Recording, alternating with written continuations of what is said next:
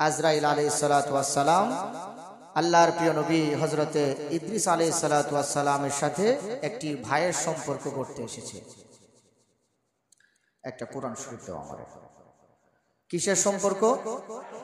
ভাইয়ের সম্পর্ক। দেখেন,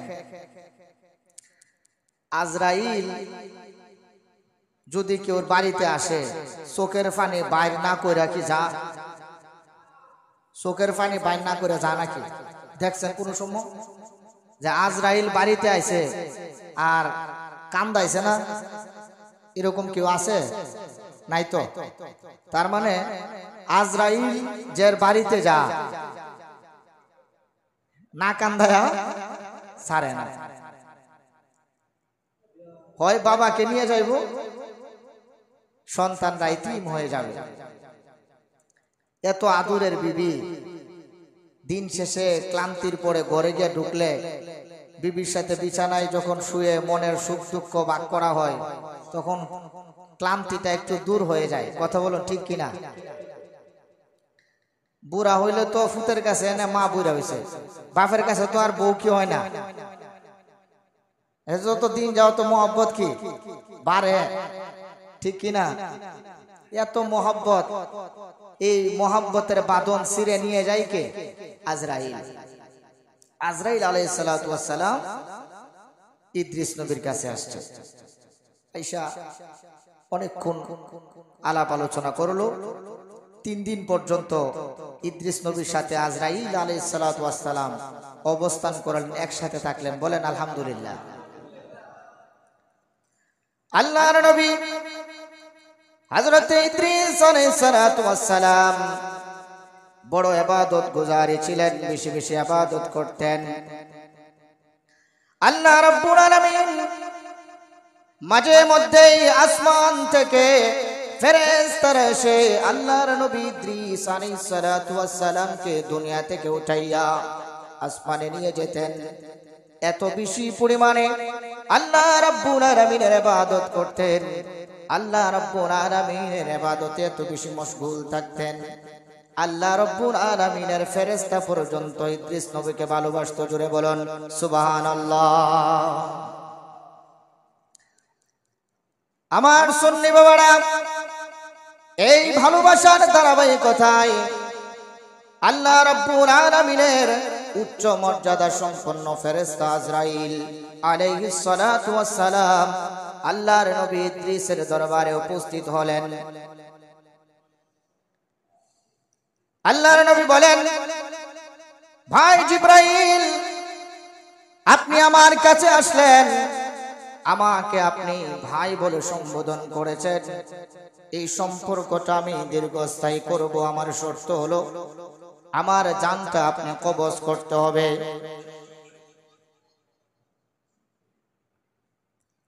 বাবারা, আল্লাহর নবী হযরত ইদ্রিস আলাইহিস সালাতু ওয়াস সালাম আজরাইলকে বললেন, আপনার বৈশিষ্ট্য হলো মানুষের জান কবজ করা, মানুষের রূহটাকে কবজ করে নিয়ে যাওয়া, মানুষের বডি থেকে, দেহ থেকে প্রাণ পাখিটা বের করে নেওয়ার সময় তার কেমন অনুভূতি হয়, তার কেমন লাগে, এই দৃশ্যটা দেখা আমার বড় ইচ্ছে জেগেছে। আপনি আমার রূহটা একটু বের করে নেন। জোরে বলুন সুবহানাল্লাহ। এই ছেলেরা, ওদেরকে একটু দৌড়াই দেন তো, এখান থেকে আমার ডিস্টার্ব হচ্ছে।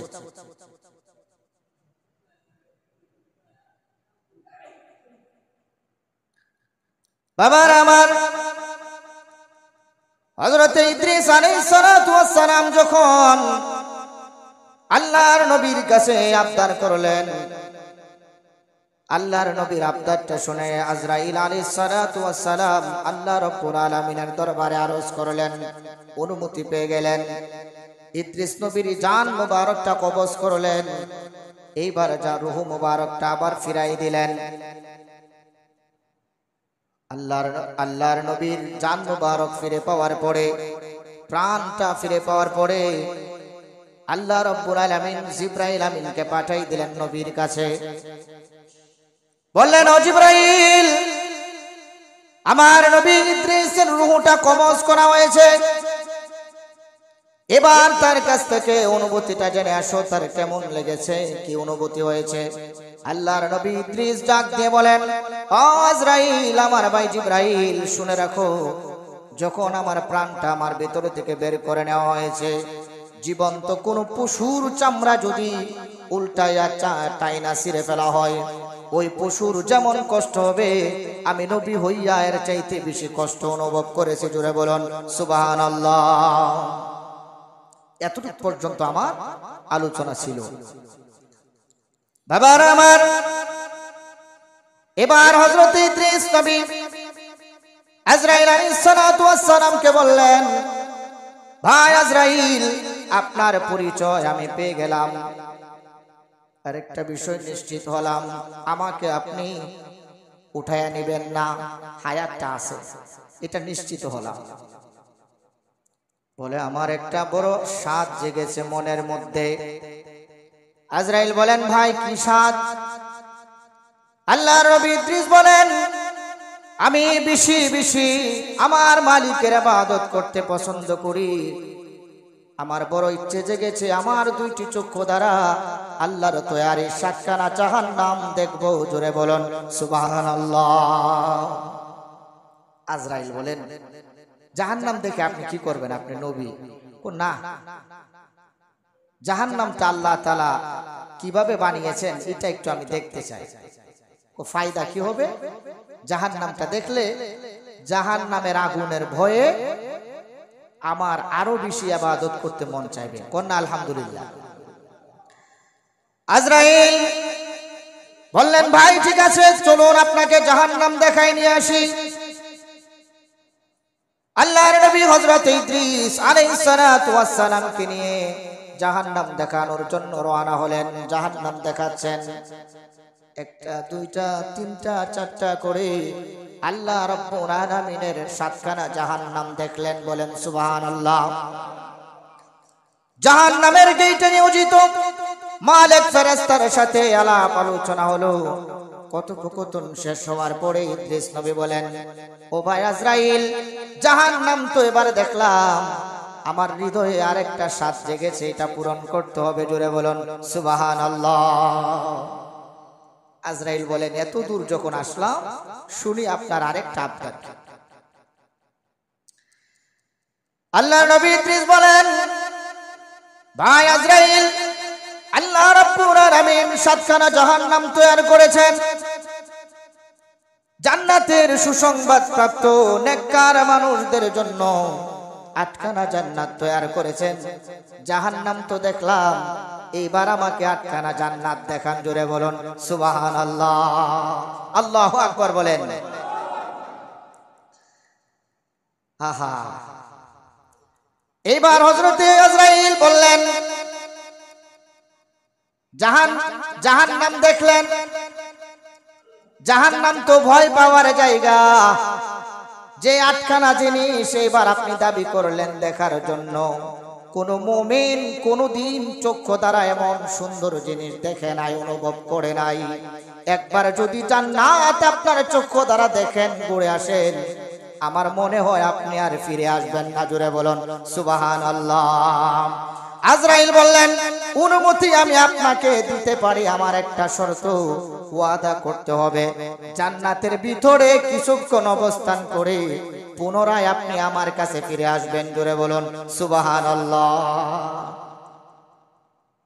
আজরাইল মনে মনে চিন্তা করলো যে যদি জান্নাতে ঢুকে আর আমায়াস দেখে আর কি আইব। আগে বুঝে আজরাইল এই শর্ত দিয়ে দিছে। এখন যারে শর্ত দিতেছে, ইনি কি মানুষ না নবী? মানুষের মধ্যে শ্রেষ্ঠ কিনা, নবী কিনা? তো আজরাইলের থেকে জ্ঞানী হবে না? আল্লাহর নবী ইদ্রিস ঠোঁট মোবারক দিয়ে মুচকে হাসি দিলেন, দিয়ে বললেন, আজরাইল ঠিক আছে, আমি আপনার কাছে ওয়াদা করলাম, আমি জান্নাতে ঢুকবো, কিছুক্ষণ অবস্থান করে তোমার কাছে পুনরায় ফিরে আসবো, টেনশন কইরো না। আজরাইল বলে, চলুন আপনাকে জান্নাতের কাছে নিয়ে যাই। আল্লাহর নবী হযরত ইদ্রিস আলাইহিস সালাতু ওয়াস সালাম জান্নাতের দরওয়াজার কাছে গিয়ে জান্নাতের মধ্যে দরওয়াজার সামনে গিয়ে রিদওয়ান ফেরেশতাকে যাওয়া সালাম দিলেন। পায়ের জুতা মুবারকটা খুলে জান্নাতের ভিতরে কতক্ষণ অবস্থান করলেন।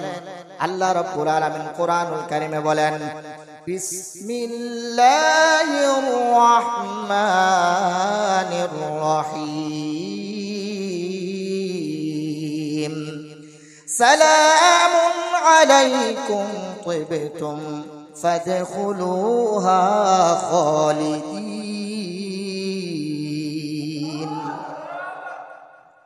জান্নাতের মধ্যে যখন জান্নাতীরা প্রবেশ করবে, দরজার কাছে যাওয়ার পরে আল্লাহ রাব্বুল আলামিন ফেরেশতা দ্বারা ভিআইপি ভাবে তাদেরকে সম্বোধন করবেন, অ্যাকসেপ্ট করবেন, তাদেরকে সেলিব্রেশন করবেন। আল্লাহর নবী ইদ্রিস রিদওয়ান ফেরেশতাকে সালাম বিনিময় করে জুতাখানা খুলে জান্নাতের ভিতরে প্রবেশ করলেন। কতক্ষণ দেখলেন জান্নাতের সৌন্দর্য। বিসমিল্লাহির রহমানির রহিম, ইন্নাল্লাযীনা আমানু ওয়া আমিলুস সালিহাতি জান্নাতিন তাজরি মিন তাহতিহাল আনহার। আল্লাহ রাব্বুল আলামিন চমৎকার করে জান্নাতটাকে সাজিয়েছেন। আল্লাহর নবী ইদ্রিস জান্নাতের সৌন্দর্য উপভোগ করে পুনরায় জান্নাত থেকে বের হয়ে আসলেন। আজরাইল বললেন, নবী আপনার জান্নাত দেখার স্বাদ মিটেছে? ইদ্রিস নবী বলেন, স্বাদ মিটেছে। এই কথা বলা মাত্রই ইদ্রিস নবী দুইখানা জুতা পরে একটা দৌড় মেরে পুনরায় জান্নাতের ভিতরে ঢুকে গিয়েছে। এইবার আজরাইল ডাক দিয়ে বলে, এ আল্লাহর নবী, আপনি ওয়াদা করেছিলেন জান্নাত দেখে বের হয়ে চলে আসবেন, আপনি বের হয়ে আসেন, আমি আপনাকে দুনিয়ায় রেখে আসি। ইদ্রিস নবী জবাব দিচ্ছেন জান্নাতের ভিতর থেকে, ভাই আজরাইল শর্ত কি ছিল? আল্লাহ রাব্বুল আলামিন কোরআনুল কারীমে বলেছেন, কুল্লু নাফসিন যায়িকাতুল মাউত। আল্লাহ রাব্বুল আলামিন যত প্রাণী সৃষ্টি করেছেন একবার করে তাদেরকে মৃত্যুর স্বাদ অনুভব করাইবে। আমি ইদ্রিস নবী একবার মরে গিয়েছি। সুবহানাল্লাহ বলেন। আল্লাহ রাব্বুল আলামিন বলেছেন, জান্নাতীদেরকে জান্নাতে দেওয়ার আগে জাহান্নামটা তাকে একবার দেখাইবে, জাহান্নামের ভয়ানক দৃশ্যটা তাদেরকে একবার অবলোকন করাইবে। আমি নবী হইয়া জাহান্নাম দেখেছি, দুইটা শর্ত আমি পূর্ণ করলাম। তুমি আমাকে ওয়াদা দিয়েছিলে জান্নাত দেখে যেন তোমার কাছে ফিরে আসি, আমি জান্নাতটা পরিদর্শন করে তোমার কাছে ফিরে এসেছি ঠিকই, কিন্তু দ্বিতীয়বার জান্নাতে যখন ঢুকলাম তোমার কাছে আমি ওয়াদা দেই নাই কিয়ামত পর্যন্ত আমি আর দুনিয়ায় যাব না, আল্লাহর তৈরি জান্নাতে থাকবো। জুড়ে বলুন সুবহানাল্লাহ। ডান হাত তুলে বলুন ইয়া রাসূলুল্লাহ। আল্লাহু আকবার বলেন। আমার বাবারা, আল্লাহর নবী ইদ্রিস জান্নাত দেখার পরে জান্নাত থেকে বের হয়ে নাই। উনার উম্মতরা পরবর্তীতে মূর্তি পূজায় লিপ্ত হয়ে গিয়েছে, কিন্তু আমরা এমন নবীর উম্মত হয়েছে রাহমাতুল লিল আলামিন। মা খাতুনে জান্নাত আল্লাহর প্রিয় নবী রাহমাতুল লিল আলামিন যখন দুনিয়া থেকে বিদায় হয়ে যাবেন, মা খাতুনে জান্নাত আল্লাহর নবীর সেবা করতেছে। আল্লাহর নবীর শরীর অসুস্থ হয়ে গিয়েছে। হযরতে আজরাইল নবীর দরওয়াজার সামনে এসে আওয়াজ করলেন, মা খাতুনে জান্নাত বললেন, কে বাহিরে? বাহির থেকে জবাব আসতেছে, আল্লাহর মেহমান রাহমাতুল লিল আলামিনের সান্নিধ্যে এসেছে, দরজা খুলে দেন। মা খাতুনে জান্নাত দরজা খুলে দিলেন। দরজা খোলার পরে মা খাতুনে জান্নাত পা থেকে মাথার দিকে তাকাইয়া দেখে কদম দেখা যায়, মাথার কোনো অস্তিত্ব নাই। জোরে বলুন সুবহানাল্লাহ। মা খাতুনে জান্নাত বলেন, মদিনা, মক্কায়, তায়েফ কোন জায়গায় আরবের কোন মানুষ এমন দেখি নাই। আপনি কে আমার বাবাজানের সাথে দেখা করার জন্য এসেছেন? আল্লাহর নবী জবাব দিচ্ছে, ফাতেমা রে, আল্লাহ রাব্বুল আলামিনের সান্নিধ্যে যাওয়ার জন্য সময় এসে গেছে। আমার ভাই আজরাইলকে ঘরে ঢোকার অনুমতি দাও। জোরে বলুন সুবহানাল্লাহ। আল্লাহু আকবার বলেন। আল্লাহর নবীর কদম মুবারকের নিচে আজরাইল জিহ্বা লাগায়া চুমা দেয় আর বলে, ইয়া রাসূলুল্লাহ, ইয়া হাবিবাল্লাহ, নবী গো, আল্লাহ রাব্বুল আলামিন আপনার অনুমতি চেয়েছেন, আপনার উপরে ছেড়ে দিয়েছেন। আল্লাহ রাব্বুল আলামিন আপনাকে অফার দিয়েছেন। আপনি চাইলে জান্নাতুল ফেরদাউসে থাকতে পারেন, আপনি চাইলে আরশে আযিমে থাকতে পারেন। আল্লাহ রাব্বুল আলামিন আপনাকে স্বাধীনতা দিয়েছে। আমি আপনার খেদমতের জন্য এসেছি। নবী, আপনি যদি প্রস্তুত হন, আপনার বন্ধু আপনার জন্য অপেক্ষায় আছে। অনুমতি দিলে আমি আপনাকে আপনার বন্ধুর সাথে সাক্ষাৎ করাই দেব। জোরে বলুন সুবহানাল্লাহ। আল্লাহর নবী বলেন, এ আজরাইল, তুমি আমাকে নেওয়ার জন্য এসেছো। আরশে আযিমে থাকবো কিনা, জান্নাতে থাকবো কিনা? এ আজরাইল, শুনে রাখো, আমার কোটি কোটি গুনাহগার উম্মত দুনিয়ার জমিনে থাকবে, তাদের গুনাহ পাহাড় পরিমাণ হবে। আমার গুনাহগার উম্মতরা দেশ দেশান্তর থেকে মদিনা মুনাওয়ারা এসে আমি রাসূলের কদম মোবারকে দাঁড়াইয়া সালাতু সালাম দিয়ে যখন নবীর দরবারে চোখের পানি ছেড়ে কান্না করে দোয়া করবে, আমি নবী তাদের জন্য সুপারিশ করে মাওলার দরবার থেকে তাদের গুনাহগুলো মাফ করাই দেব। জুড়ে বলুন সুবহানাল্লাহ। তুমি জেনে রাখো আজরাইল, আমি আমার গুনাহগার উম্মত ছেড়ে কোথাও যাব না। আমার উম্মত যেই জমিনে আছে, আমি নবী ওই জমিনে থাকবো। জুড়ে বলুন সুবহানাল্লাহ। ইয়া রাসূলুল্লাহ বলেন,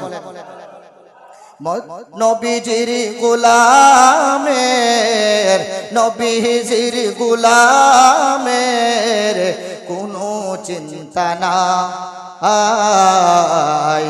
চলো নবীজির জুড়ে মদিনাতে যাই, চলো নবীজির জান্নাতে।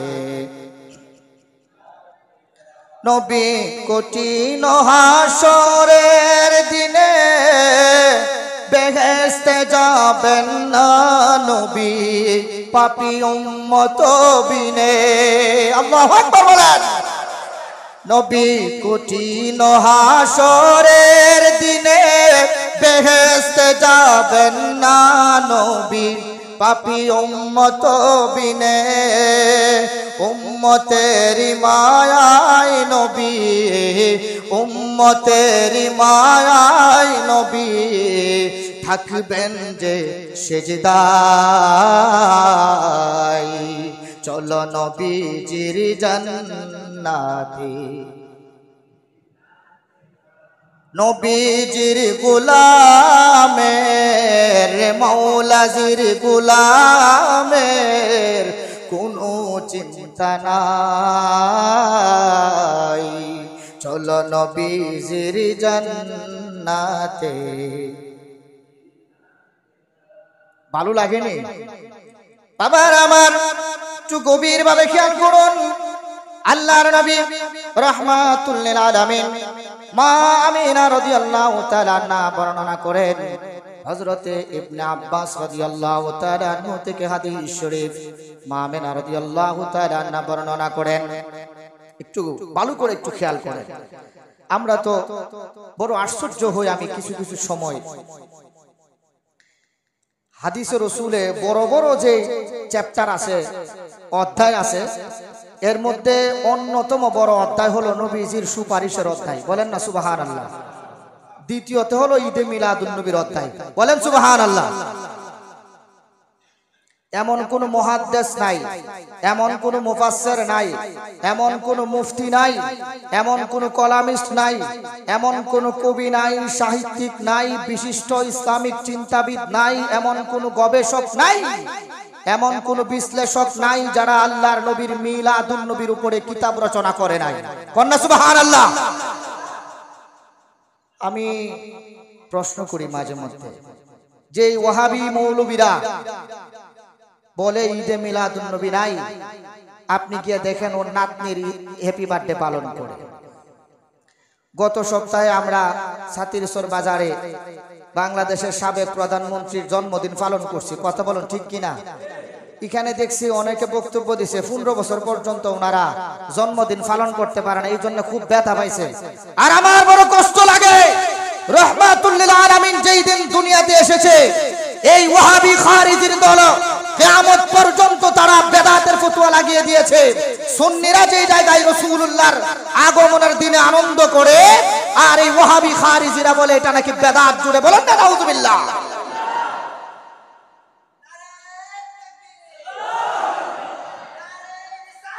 ইয়া রাসূলুল্লাহ জিন্দাবাদ জিন্দাবাদ জিন্দাবাদ জিন্দাবাদ।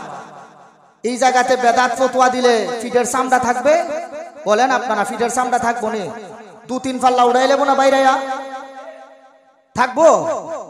বাবা, রহমাতুল লিল আলামিন দুনিয়াতে আসছে, বেদাতের ফতোয়া লাগায় দেয়, আর নিজের ঘরের ভিতরে মিলাদুন নবী করে, নিজের ঘরের ভিতরে তাদের সন্তানদের জন্মদিন মিলাদ পালন করে, এটাতে বেদাতের ফতোয়া আসে না। সম্রাট আকবরের নববর্ষর পালন করে, এটাতে বেদাত ফতোয়া দেয় না, নিজেরা অংশগ্রহণ করে। 12 রবিউল আউয়াল আসলে এদের কি হয়ে যায়? চুলকানি। বাবারা আমার একটু গভীর ভাবে খেয়াল করুন, আমি আপনাদেরকে বলে দিচ্ছি, শুনেন। হযরত মা আমিনা রাদিয়াল্লাহু তাআলা আনহা বর্ণনা করেন, আমি যখন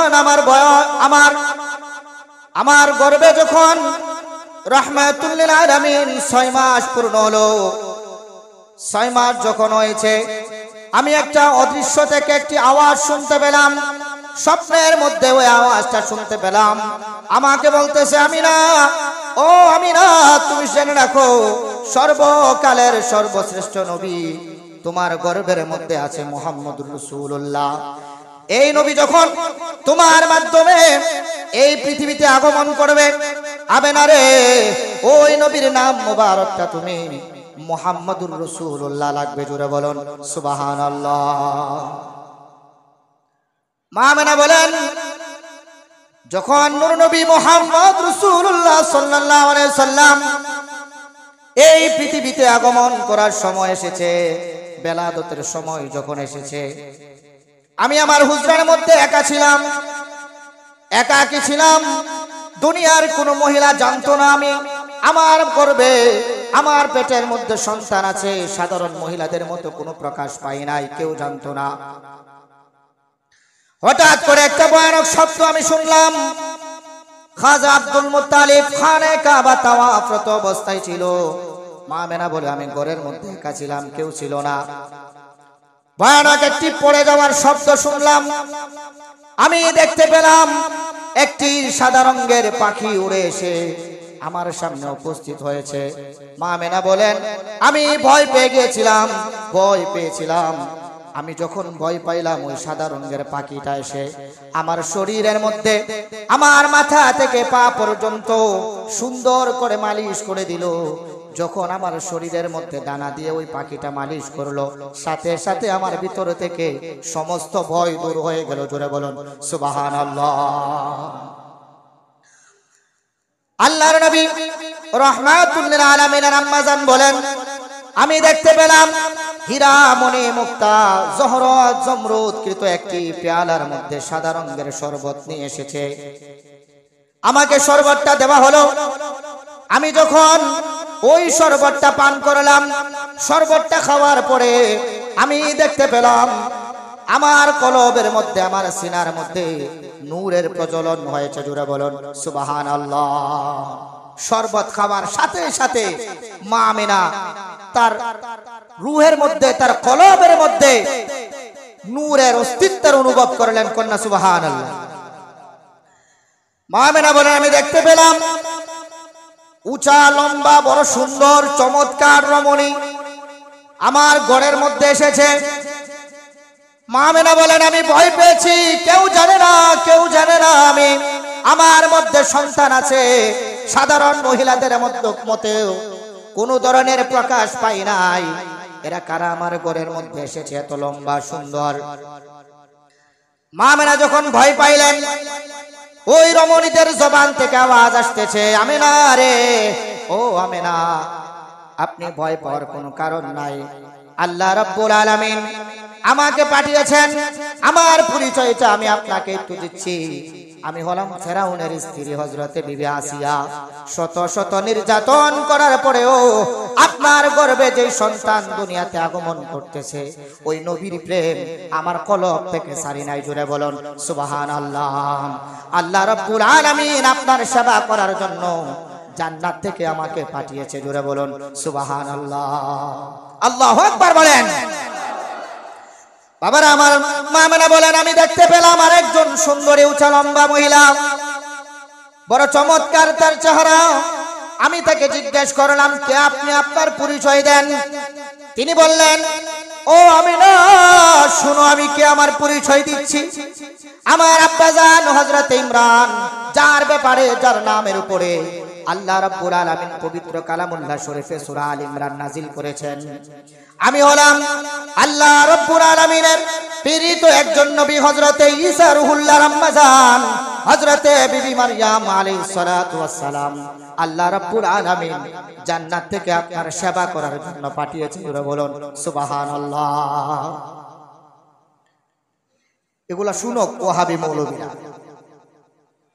বাবারা আমার, আল্লাহ রাব্বুল আলামিন এরপরে আরো দুইজনকে পাঠিয়েছেন। মা আমিনা বলেন, আমি আরেকজনকে দেখতে পেলাম, বড় চমৎকার সুন্দরী। জিজ্ঞেস করলাম, আপনার পরিচয়টা কি, আমাকে একটু দেন। তিনি বললেন, ও মা আমিনা, আমি হলাম একজন নবীর স্ত্রী। আল্লাহ রাব্বুল আলামিন কুরআনুল কারীমে যার ব্যাপারে বলেছেন, ক্বালা ইন্নী জাইলুকা লিন-নাসি ইমামা। উচ্চ আওয়াজ বলুন সুবহানাল্লাহ। বিবি হাজেরা বলেন, আমেনা রে, তুমি আমাকে চিনবা না। আমি হলাম সমস্ত মানব জাতির নেতা ইব্রাহিম খলিলুল্লাহর বিবি জান বিবি হাজেরা। আমার সন্তান, আমি একজন নবীর মা। আমার সন্তান হলো হযরতে ইসমাঈল নবী, যার কপালে আল্লাহ রাব্বুল আলামিন তোমার মাধ্যমে যেই আখিরি নবী দুনিয়ায় আগমন করবে, ওই নবীর নূরে মুহাম্মদী ছিল। জোরে বলুন সুবহানাল্লাহ। ইনারা কে, কোথা থেকে পাঠিয়েছেন? জান্নাত থেকে। বলেন সুবহানাল্লাহ। সর্বশেষ মা আমিনা বললেন, আরেকজন বড় চমৎকার সুন্দরী নারী। জিজ্ঞেস করলেন, মেহমান, আপনার পরিচয়টা আমাকে একটু দেন। তিনজনের পরিচয় আমি পেয়েছি। চতুর্থ জনকে যখন জিজ্ঞেস করলেন, দুইটা চোখের পানি ছেড়ে কেঁদে কেঁদে বলে, আমিনা রে, 300 বছর পর্যন্ত কেঁদেছি। একটা ভুল করার কারণে আল্লাহ রাব্বুল আলামিন আমাকে দুনিয়ায় পাঠিয়ে দিয়েছিল আমার স্বামী আদমের সাথে। 300 বছর পর্যন্ত কেঁদেছি। 300 বছর সূর্যের আলো দেখি নাই। 300 বছর কাদার পরে আরাফার ময়দানে আল্লাহ রাব্বুল আলামিন আমাদের চোখের পর্দা খুলে আসমানের দিকে যখন দুইটা চক্ষু দ্বারা খুলে তাকাইলাম, আরশে আজিমের মধ্যে আল্লাহর সাথে একটা নাম মুবারক দেখেছিলাম। ওই নামের উসিলায় যখন আরাফার ময়দান থেকে আমি আমার স্বামী আল্লাহ রাব্বুল আলামিনের দরবারে দোয়া করেছিলাম, 300 বছরের কান্না কবুল করে নাই। এই নাম ধরে দোয়া করার সাথে সাথে আল্লাহ রাব্বুল আলামিন আমাদের দোয়া কবুল করেছেন। জোরে বলুন সুবহানাল্লাহ। আমিনারে যেই দিন আল্লাহ রাব্বুল আলামিন আরাফার ময়দানে আমাকে এবং আমার স্বামী আদম নবীকে আল্লাহ রাব্বুল আলামিন ওই নবীর নামের উসিলায় maaf করেছিল, ওই দিন আমি আল্লাহ রাব্বুল আলামিনকে বলেছিলাম, রব্বুল আলামিন যেই নবীর কারণে 300 বছরের চোখের পানি তুমি maaf করে দিয়েছো, যে নবীর এত শান শৌকত, এই নবী যেই দিন দুনিয়ার জমিনে আগমন করবে, ওই নবীর খেদমত করার তৌফিক দিও। জোরে বলুন সুবহানাল্লাহ। ইনারা কোথায় থেকে আসছে? কোথায় থেকে আসছে? জান্নাত থেকে আসছে। কার সেবা করার জন্য? এগুলা হলো ঈদে মিলাদুন নবী। এগুলা কি মিলাদুন নবী? আমার সাথে একটু আপনারা পড়তে পারবেন? দয়াল নবীর আগমনে আনন্দিত ত্রিভুবন, দয়াল নবীর আগমনে আনন্দিত ত্রিভুবন, উল্লাসে মাতিয়া উঠে পেয়ে নবীর দুই চরণ, উল্লাসে মাতিয়া উঠে। বলেন, দয়াল নবীর আগমনে আনন্দিত ত্রিভুবন, দয়াল নবীর আগমনে আনন্দিত ত্রিভুবন, উল্লাসে মাতিয়া উঠে। আরে জান্নাত হতে হাওয়া আসিয়া মরিয়ম হাজেরা, মিলাদুন নবী করতে তারা আসিলেন ধরায়। জান্নাত হতে হাওয়া আসিয়া মরিয়ম হাজেরা, মিলাদুন নবী করতে পালন আসিল তারা। সবাই মিলে গাই গুণগান, সবাই মিলে গাই গুণগান করিয়া নবীর শরণ, উল্লাসে মাতিয়া উঠে পেয়ে নবীর দুই চরণ, উল্লাসে মা। নারায়ে তাকবীর, আল্লাহু আকবার বলেন। নারায়ে তাকবীর, নারায়ে রিসালাত, নারায়ে রিসালাত, নারায়ে রিসালাত।